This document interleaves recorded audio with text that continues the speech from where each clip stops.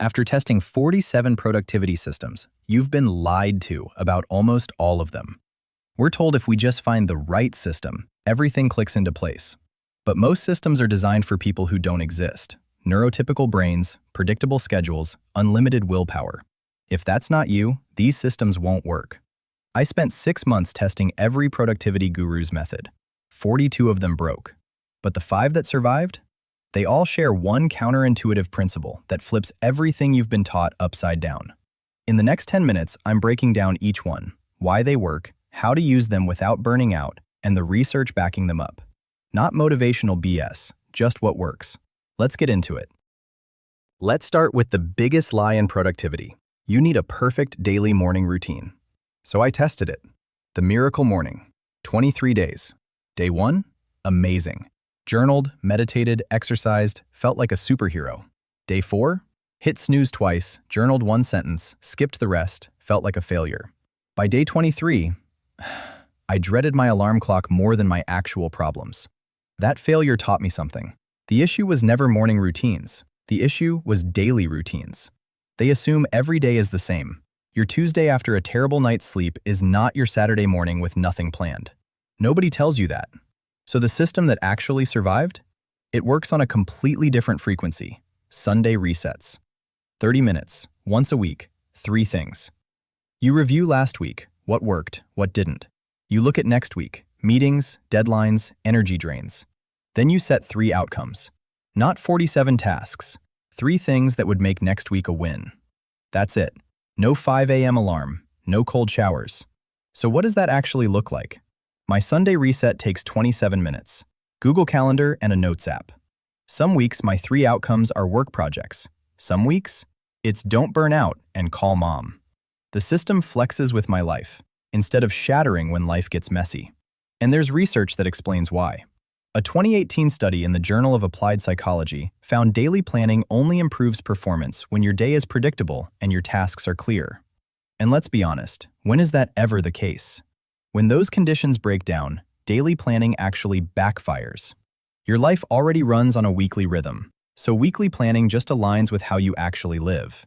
But weekly planning only works if you understand something crucial about how your brain actually operates.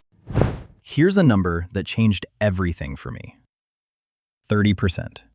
A 2016 study from Cornell shows cognitive performance can decline by up to 30% when you're working at the wrong times for your chronotype. Same brain, same task, same person, a third of your cognitive power, gone, just because of when you sat down to do it. We all have the same 24 hours, but wildly different energy throughout those hours. So why does every productivity system ignore that? I learned this the hard way. I tried Eat the Frog for 3 weeks, 6 a.m., hardest task, every single day. The problem? I'm a night owl. My focus doesn't peak until 10 a.m. So for 3 weeks, I was throwing my worst brain at my hardest problem, and I produced the worst work of my career. But I was doing the hard thing first, so I thought I was being disciplined. I wasn't. I was fighting my biology. And that failure is exactly what led me to energy management. Track your energy for 1 week. Rate your focus 1 to 10 every 2 hours. Just observe. When are you naturally focused?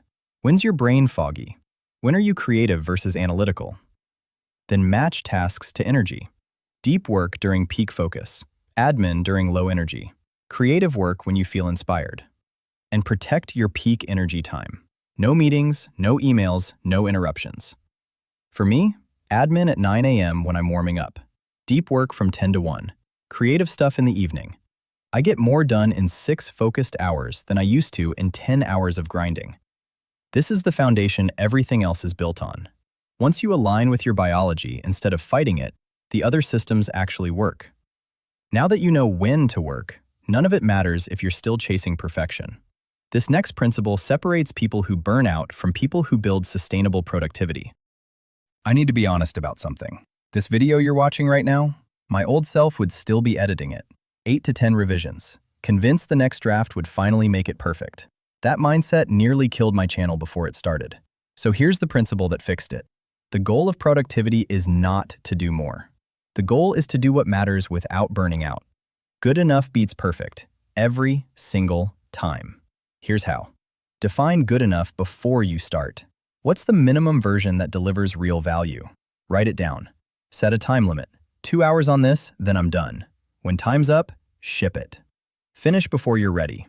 Seriously. If you're not a little uncomfortable with what you're putting out, you probably waited too long. Collect feedback fast. Improve through iteration, not perfection. Once I started doing this, my output tripled. My quality? Honestly, about the same. Viewers can't tell the difference between revision 2 and revision 10. But I could tell the difference in my mental health. And the research backs this up. Perfectionism doesn't improve quality after a certain point. It just increases anxiety and delays finishing. The person who finishes something good enough today beats the person still perfecting their masterpiece next year. By the way, I covered these 3 systems fast. If you want the full breakdown with step-by-step guides, I put together a free resource. Links in the description. All right, good enough keeps you sane. But it's not chaos, it's strategy. You still need structure, just not the rigid, soul-crushing kind. Here's how to schedule your week in a way your brain won't fight. Let me tell you about the most beautiful productivity system I ever built. Color-coded Google Calendar. Every 30-minute slot assigned, 4 different colors. Deep work in blue, creative time in green. I screenshot it and sent it to a friend. That's how proud I was. It lasted 4 days.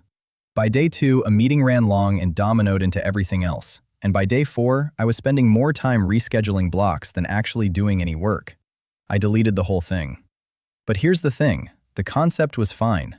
Giving your day structure is sound. What killed it was the rigidity. Real life doesn't run in 30-minute slots. So here's what survived. 2-hour blocks, not 30. Buffers between them for when life happens. And label blocks by energy type, not specific tasks. Deep work block, not write report at 2 p.m. If your energy shifts, the block still works. But the most important part, only plan 60% of your day. Leave the rest open. Life will fill it, and your system should absorb that chaos, not shatter because of it. Same calendar that crumbled in 4 days? Completely different rules. Been running for months. Now, one more piece. The smallest system on this list, but the one that makes all the others actually work. The 2-minute rule from Getting Things Done says if something takes less than 2 minutes, do it now. I used this wrong for years, and I bet you are too. Every tiny task, done immediately. Every email replied, every document filed, desk tidied between tasks. I was the most productive, unproductive person alive. End of the day, inbox clean, desk spotless. And the actual important work, the project I'd been avoiding, the report that actually mattered, untouched. 3 weeks in a row. So I started asking, why can I do 50 small things but not start one big one? Because starting is the hardest part of any task. Not the middle, not the end, the start. And the 2-minute rule isn't really about quick tasks. It's about lowering the barrier to start something that scares you. So flip it. Instead of write report, open Google Doc. Instead of exercise, put on shoes.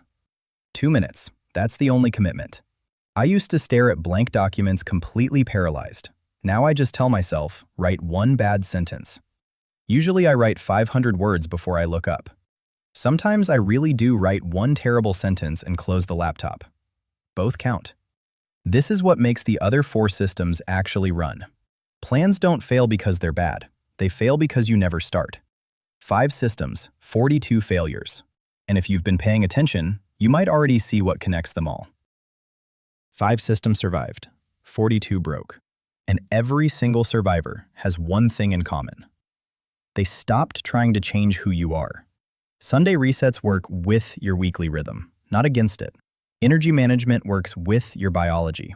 Good enough works with your human limits.